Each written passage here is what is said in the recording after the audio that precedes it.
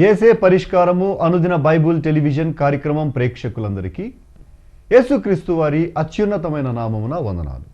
ప్రభువునందు ప్రియ దేవుని బిడ్డలారా, నేటి దినము బ్రదర్ కారుపాటి శ్యాంసాగర్ గారి ద్వారా వాక్య ధ్యానమును అపోస్తులుడైన పౌలు తిమోతికి వ్రాసిన మొదటి పత్రిక నుండి ధ్యానించుకుందాం.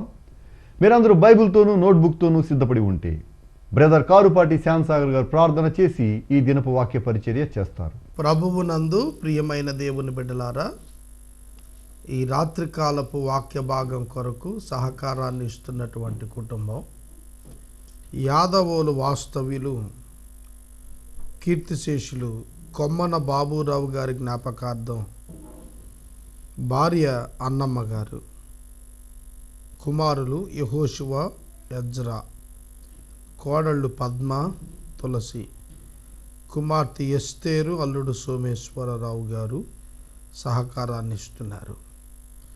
కొమ్మన బాబురావు గారి సతీమణి అన్నమ్మ గారికి మరియు కుటుంబ సభ్యులు యెహోషువ, ఎజ్రా, పద్మ, తులసి, ఎస్తేరు, సోమేశ్వరరావు గారులకు కృతజ్ఞతలు.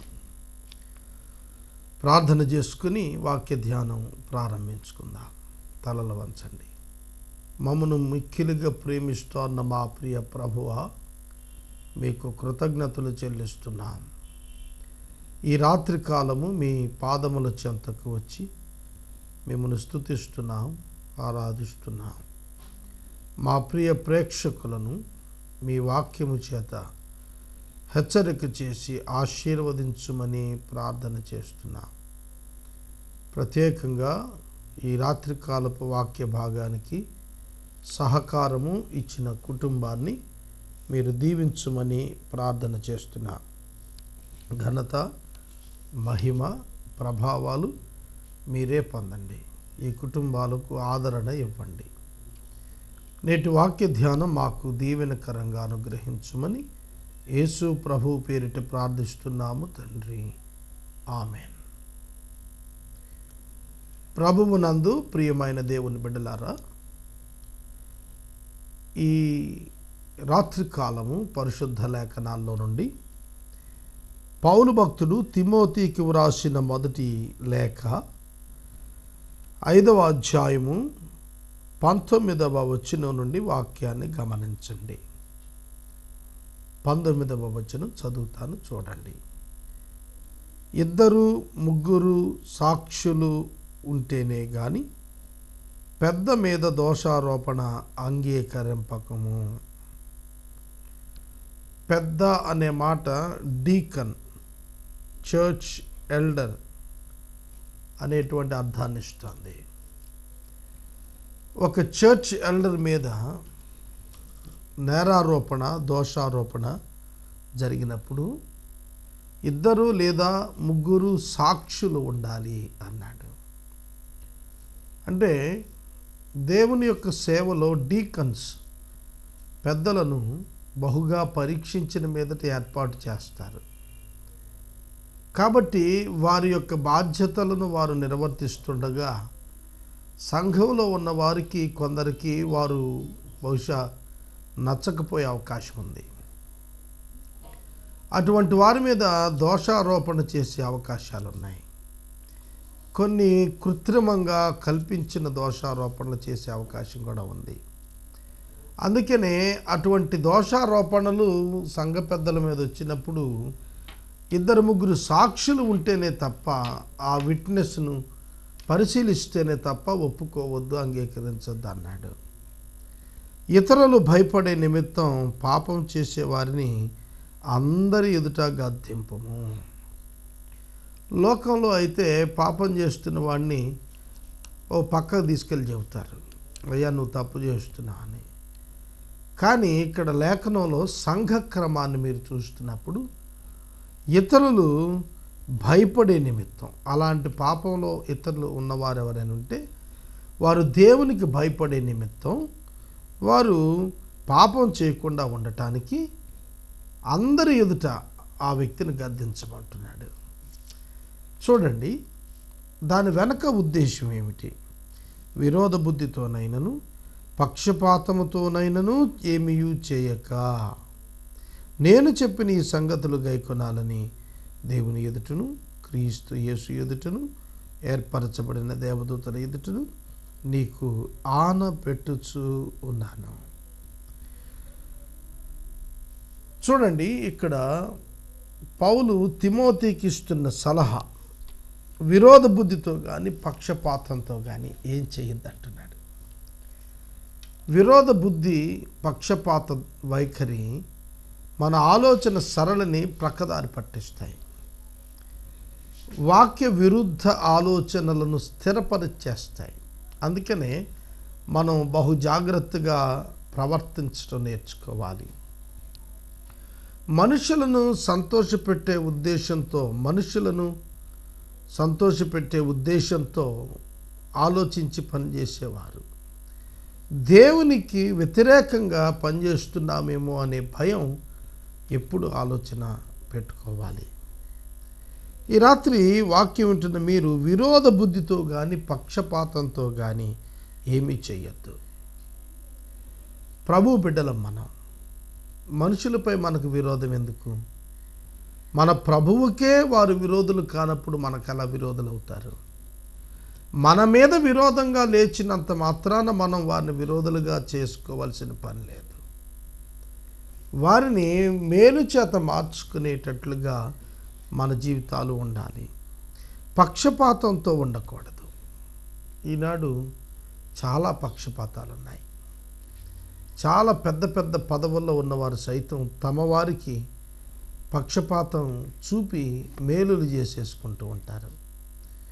దైవ సేవకుడుకు పక్షపాతం ఉండకూడదు. మీ సంఘాలలో, మీ సహవాసాలలో భిన్న రకాలైనటువంటి వ్యక్తులు ఉంటారు. పేదవారు ఉంటారు, గొప్పవారు ఉంటారు, చదువుకున్న వాళ్ళు ఉంటారు, చదువు లేని వాళ్ళు ఉంటారు.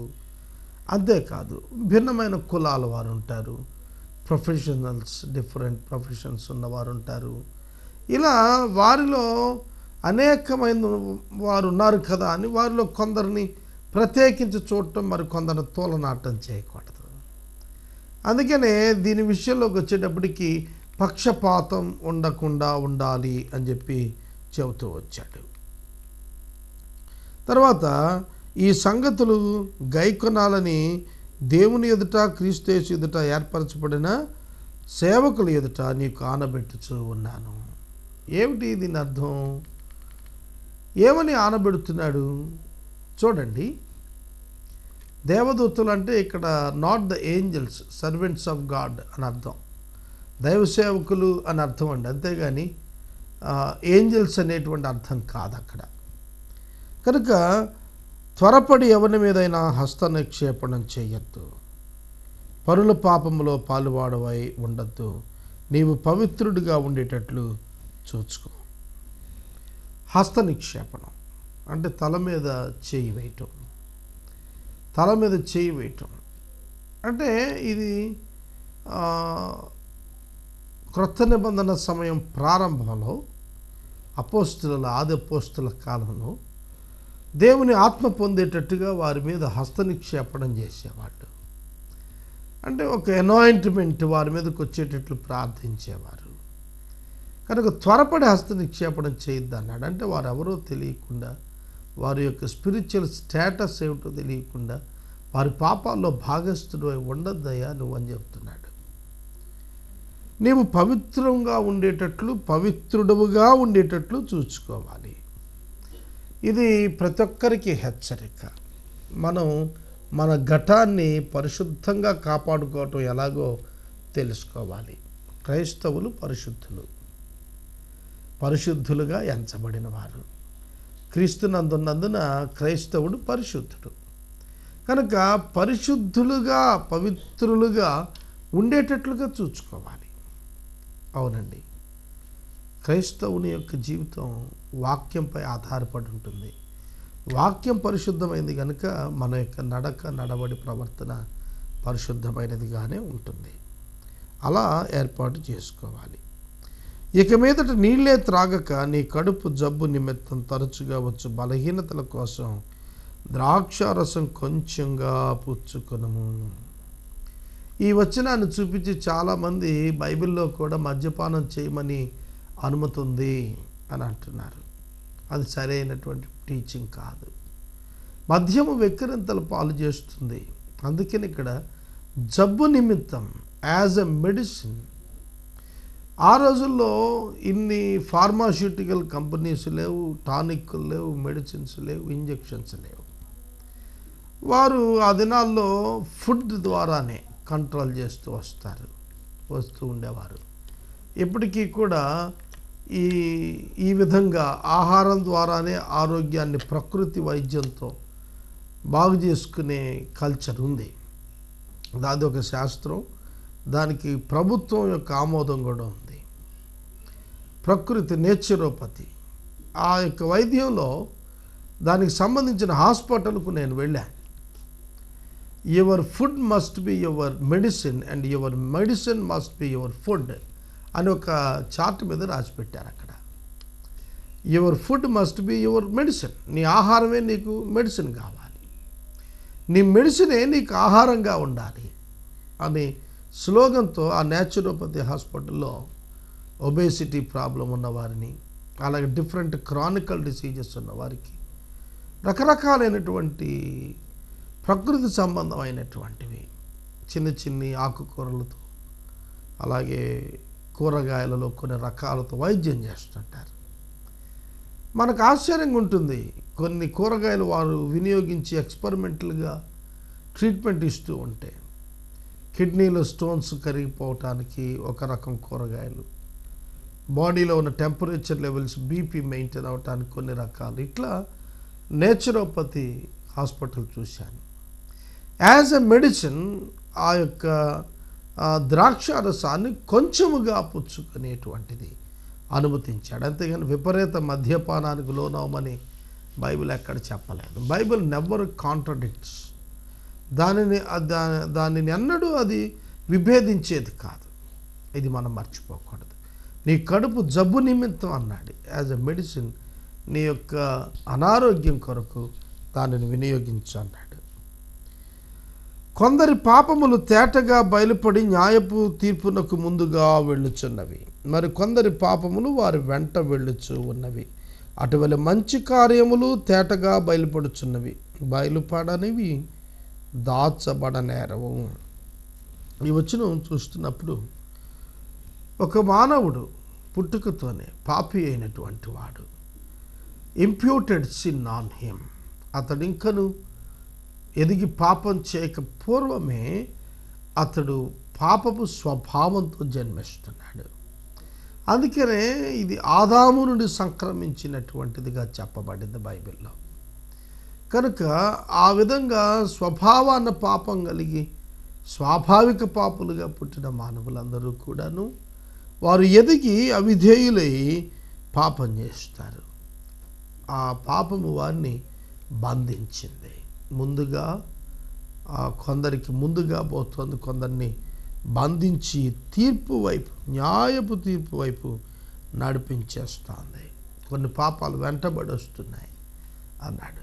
ఇది అకామిడేషన్ కోసం రాశాడే తప్ప పాపాలు ముందు నడవటం, పాపాలు వెనక నడవటం అనేది accommodation of language for the understanding sake it was written.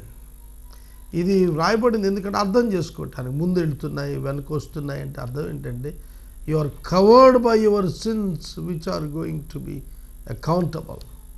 ఏవైతే నువ్వు లెక్క అప్పగించాల్సింది ఉందో న్యాయపీఠం దగ్గర, అవి నీ చుట్టూతో ఉండి నిన్ను అప్పగించేస్తాయి నీ పాపాలు అని చెప్పడానికి చెబుతున్నాడు. ఇది మంచి కార్యాలు తేటగా వస్తున్నాయి, అవి దాచబడలేరు.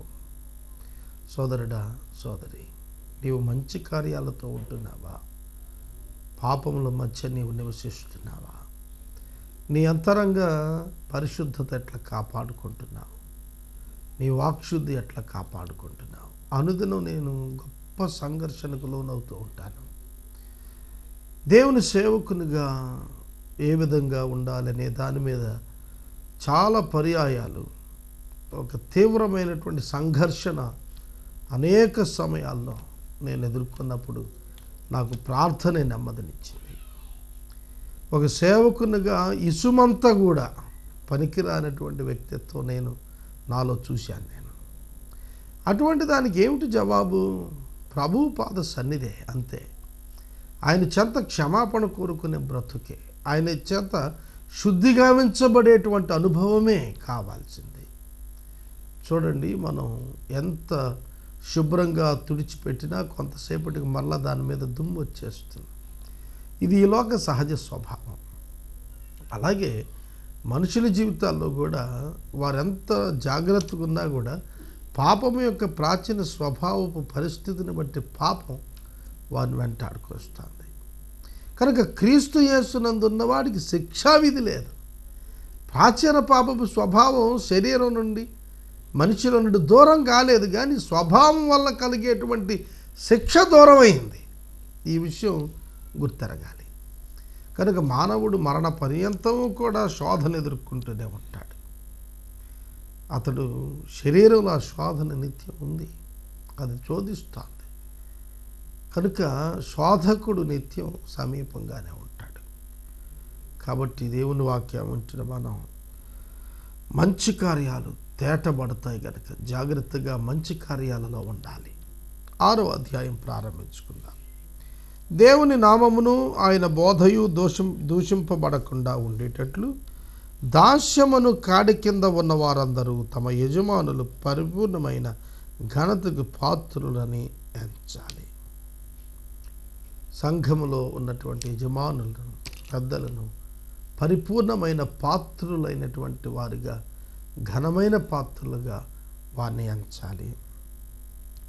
విశ్వాసులైన యజమానులు గల దాసులు తమ యజమానుల సహోదరుని వారిని తృణీకరింపగా తమ సేవాఫలం పొందు వారు విశ్వాసులను ప్రియులై ఉన్నారని మరి ఎక్కువగా వారికి సేవ చేయవలెను. ఆ కాలంలో సంఘాలు నూతనంగా ఏర్పడుతూ వచ్చాయి. వాటిలో యజమానులు రక్షించబడ్డారు, పనివారు కూడా రక్షించబడ్డారు. యజమానులు రక్షించబడినందున, పనివారు రక్షించబడినందున వారు సహోదరులే. సహోదరులు కదా అని చెప్పి యజమానుని ఘనంగా ఎంచక, యజమానుని స్థానాన్ని ఇవ్వక సోదరుడి వేళ ఏం పోయింది అన్నట్టుగా అవమానంగా ఉండటం కుదరదని చెబుతున్నాడు పౌలు. విశ్వాసులైన యజమానులు గల దాసులు తమ యజమానులు సోదరులు అని వారిని తృణీకరింపక తమ సేవాఫలం పొందువారు విశ్వాసులను ప్రియులనై ఉన్నారని మరి ఎక్కువగా వారికి సేవ చేయవలెను. వారి యజమానుడు విశ్వాసి, ప్రియుడైనటువంటి వాడి నుంచి అత్యధికంగా సేవ చేయాలి తప్ప వారిని విసర్జించకూడదు, వారికి నష్టం చేయకూడదు. ఎవడైనను మన ప్రభు అయిన క్రీస్తు యొక్క హితవాక్యములను భక్తికి అనుగుణ్యమైన బోధను అంగీకరింపక భిన్నమైనటువంటి బోధను ఉపదేశించిన ఎడల వాడు ఏమీయో ఎరుగక తర్కములను గూర్చి వాగ్వాదములను గూర్చి వ్యర్థముగా ప్రయాసపడుచు గర్వాంతుడు అవుతాడు. ఎవడైనా ప్రభు అయిన యేసుక్రీస్తు యొక్క హితవాక్యములకు దైవభక్తికి అనుగుణ్యమైనటువంటి బోధన అంగీకరింపక భిన్నమైన బోధను ఉపదేశించిన ఎడలా, ఆలోచించండి, దేవుని యొక్క వాక్యము నాకు భిన్నమైనటువంటి బోధ, క్రీస్తు యొక్క హితవాక్యమునకు భిన్నమైనటువంటి బోధను ఎవడైనా సరే బోధించితే వాడు ఏమీ ఎరుగనటువంటి వాడును, మరియు అతడు వ్యర్థంగా ప్రయాసపడుతున్న గర్వాంధుడును, వీటి మనకు అసూయ, కలహాలు, దోషములు, దుర్భాలు, చెడిపోయిన మనసుకు సత్యహీన దైవభక్తి లాభసాధనం అనుకున్న మనుషులు వ్యర్థమైనవి కలుగుతూ ఉన్నాయి. వ్యర్థమైన క్రియలు వచ్చేస్తాయి వాటి నుంచి. ఎప్పుడైతే ఒక వ్యక్తి వాక్యం నుండి తొలగిపోతాడో అన్ని అక్రమాలు వచ్చేస్తాయి వారి జీవితాల్లో. ఇది సత్యం. సంఘంలో ఉన్న విశ్వాసులారా జాగ్రత్తగా పరిశీలించుకోండి. ఎప్పుడైనా ఎక్కడైనా మీరు మీ వ్యక్తిగత జీవితాల్లో పతనావస్థకు వస్తున్నారంటే దానికి కారణం ఏమిటి ఒకసారి ఆలోచన చేయండి. వాక్యాన్ని విడిచిపెట్టినట్లయితే మీరు కలహము, దూషణ, అసూయ, దుర్మానము, చెడ్డ మనస్సు అన్నీ కూడా మీ యొక్క జీవితాల్లోకి వచ్చేస్తాయి. సంతుష్టి సహితమైన దైవభక్తి గొప్ప లాభసాధకమై ఉంది. మనం ఈ లోకంలోనికి ఏమీ తేలేదు, ఏమీ తీసుకుని పోలేము. కాగా అన్నపానములు కలిగినటువంటి వారమై, వస్త్రము కలిగిన వారమై ఉండి వాటితో తృప్తి పొంది ఉండుము. చూడండి, క్రైస్తవుని యొక్క ఆలోచన అంతా సంపాదన మీద ఉండటం కాదు. రాజ్యం, దేవుని రాజ్యాన్ని సంపాదించుకోవాలి. ఆయన రాజ్యానికి అనేకులను వారసులను చేయాలి. ఆయన రాజ్యాన్ని వెతుక్కోవాలి అనే కాన్సెప్ట్ మీద విశ్వాసి తన యొక్క జీవితాన్ని అమరిక చేసుకోవాలి. తృప్తి పొంది ఉండటం నేర్చుకోవాలి. అయితే అనేక మంది ధనాపేక్ష కలిగిన వారే ధనవంతులు అవటానికి శోధనలో, ఉరిలో, అవివేక యుక్తములు, హానికరములైన అనేక దురాశల్లో పడుతున్నారు. అట్టివి మనుషులను నష్టంలో, నాశనంలో ముంచేస్తాయి. ఎందుకనగా ధనాపేక్ష సమస్త కీడులకు మూలము. కొందరు దానిని ఆశించి విశ్వాసం నుండి తొలగిపోయి నానా బాధలతో తమను తామే పొడుచుకున్నారు.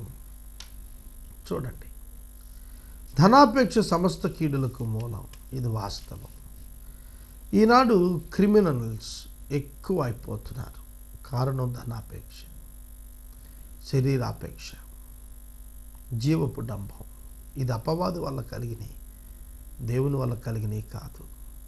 కనుక వీటికి లోనైనటువంటి వారు నానా బాధలు పడతారు.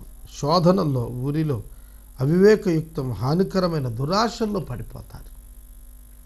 చాలామంది మోసపోతున్న వారు ఎందుకు మోసపోతున్నారు? దురాశను బట్టి మోసపోతున్నారు.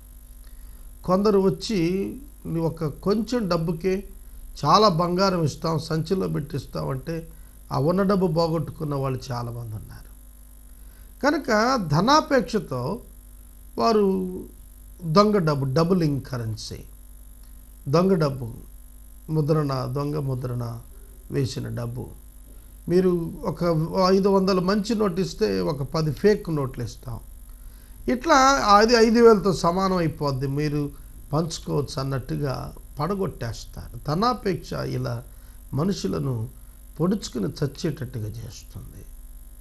అనేక మరణాలు, హత్యల వెనక, అనేక హింసా ధోరణుల వెనకాలుంది ధనాపేక్ష. పదవి వ్యామోహం, ధనాపేక్ష. ఇవి విశ్వాసులను చేరకూడదండి. దైవజనుడా, నీవైతే వీటిని విసర్జించి నీతిని, భక్తిని, విశ్వాసమును, ప్రేమను, ఓర్పును, సాత్వికమును సంపాదించుకున్నట్టుకు ప్రయాసపడము. అండర్లైన్ చేసుకోండి. డబ్బు సంపాదించడానికి ప్రయాసపడుతున్నారు కదా ఈ లోకంలో అందరూ. చాలా దూర దేశాలు వెళ్ళి మరీ ప్రయాసపడుతున్న వాళ్ళు ఉన్నారు. వృద్ధాప్యంలో ఉన్న తల్లిదండ్రులు, కాళ్ళు చేతులు పడి మంచాల మీద ఉన్న తల్లిదండ్రులు వదిలి కూడా దూర దేశాలకు వెళ్ళి డబ్బు సంపాదించాలని వెళ్తున్నారు. హ్యూమన్ వాల్యూస్ పోతున్నాయి వాళ్ళ. ఇంకా విచిత్రం, ఒక స్నేహితుడు ఉన్నాడు నాకు. నేను మాట్లాడుకుంటుంటే ఆయన అన్నారు, ఒక అనాథాశ్రమం పెట్టాలని ఉంది, అందులో పెయిడ్ పీపుల్, ఓల్డ్ ఏజ్ హోమ్లో పెయిడ్ పీపుల్ తీసుకుంటాం అని అంటూ విదేశాల్లో పిల్లలుండి ఈ దేశాల్లో ఉన్న తల్లిదండ్రులు సిక్ అయిపోతే రాక చూడకున్నవారు ఇంకా కొందరు ఉంటారు. ఈ లోకంలో అన్ని తల్లిదండ్రులు వాళ్ళ పొంది ఉద్యోగాల్లో ఉండి ఉన్నత స్థానాల్లో ఉండి వృద్ధాప్యం వాళ్ళు విడిచిపెట్టేవాళ్ళు ఉంటారు. కనుక ఇవన్నీ ఏమిటి అని ఆలోచన చేస్తుంటే వారు ప్రయాసపడుతున్నారు. లోకంలో డబ్బు కొరకు ప్రయాసపడుతున్నారు, విలువలు విడిచిపెట్టేస్తున్నారు. అది మంచిది కాదు. దేవుని బిడ్డలు అలా చేయకూడదు. దేవుని బిడ్డలు తల్లిని, తండ్రిని సన్మానించి సంరక్షించాలి.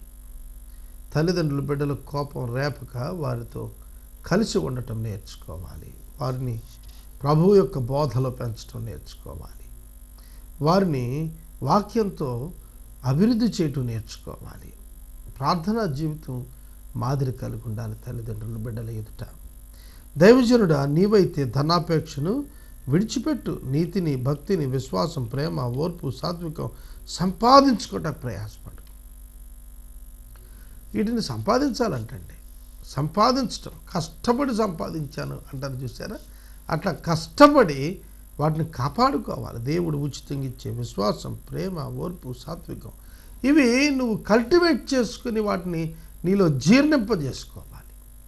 ఈ రాత్రికాలం వాక్యం ఉంటున్న సహోదరుడా, సహోదరి, నీవు వాటిని కలిగి ఉంటున్నావా? విశ్వాస సంబంధమైన మంచి పోరాటం పోరాడు, నిత్య జీవాన్ని చేపట్టము. దాన్ని పొందుటకు నీవు పిలువబడి అనేక సాక్షులు ఎదుట మంచి ఒప్పుకోలు ఒప్పుకున్నామంటున్నాడు. విశ్వాస సంబంధమైన మంచి పోరాటం పోరాడాలి. ఏసే పరిష్కారంలో మేము చేస్తుంది అదే. ఇప్పుడు మీరు వింటున్న ఎపిసోడ్ రికార్డింగ్ ఈరోజు ఉదయం రికార్డింగ్కి నేను చేస్తుండగా 8 గంటలకు ప్రసారమైన రికార్డింగ్ చేసిన వెంటనే కరెంట్ పోయింది. నేను 1 గంట పైన వెయిట్ చేసి చూశాను, రెక్టిఫై కాలేదు. నేను బయటకు వచ్చి కూర్చున్నాను. ఈ లోపల ఎందుకు జ్ఞాపకం చేస్తున్నాడు? విశ్వాస సంబంధమైన మంచి పోరాటం. మనం నిత్యం ప్రభువుపై ఆధారపడాలి. చూడండి, ఈ మాసం మేము రీచ్ కాలేమనుకున్నాం ఒక మేజర్ బిల్ పేమెంట్లో. అది ఈ దినం ఉదయానికి మేము పే చేయాలి. ఆశ్చర్యం, దేవుడు దాన్ని సమకూర్చాడు. ఎందుకు నేను ఈ సాక్ష్యాలు చెబుతుంటానంటే, ఇది ఒక విధంగా లైవ్ ప్రోగ్రామ్కి 1 గంట 2 గంటలు అటు ఇటుగా రికార్డింగ్ అయ్యే ప్రోగ్రామ్ ఇది. కాబట్టి మా ప్రాక్టికల్ లైఫ్లో మేము చూస్తున్నాం దేవుని కార్యాలు. నెలాఖరికి ₹1 అప్పు లేకుండా, 1వ తారీఖుకి ₹1 డబ్బు లేకుండా మిషన్ 10 సంవత్సరాలుగా రన్ అవుతోంది. In spite of all my weaknesses, నా యొక్క బలహీనతలన్నింటినీ దేవుడు మన్నించి మరి ఈ కార్యక్రమాన్ని నడిపిస్తున్నాడు. నేను అనుదినం ప్రభువును స్తుతిస్తాను. ఎందుకో తెలిసిన విశ్వాస సంబంధమైన మంచి పోరాటం నేర్పించాయా బాబు. ఎక్కడ డబ్బుకు రాజీ పడక, మనుషులకు దేవుని స్థానాన్ని ఇవ్వక, యథార్థమైన పరిచర్య మాకిమ్మని మేము ప్రార్థిస్తున్నాం. ప్రతి సేవకునికి పౌలు గారు హెచ్చరిక చేసింది దీనినే. ఈ రాత్రికాలం వాక్యాన్ని నేను ఇక్కడ నిలుపుదల చేస్తున్నాను. రేపటి వాక్య భాగంలో ఇదే 12వ వచనం నుండి మళ్ళీ వాక్యాన్ని మనం ధ్యానం చేసుకుందాము. ఎపిసోడ్ స్పాన్సర్స్ ఈ మాసాంతం వరకు లేరు. అలాగే రాత్రిపూట 8 నుండి 8:30 గంటల వరకు జనవరి 1వ తారీఖు వరకు కూడాను హెచ్సివి మూవీస్లో ఏసే పరిష్కారం స్పెషల్ ఎపిసోడ్స్ ప్రసారం అవుతున్నాయి.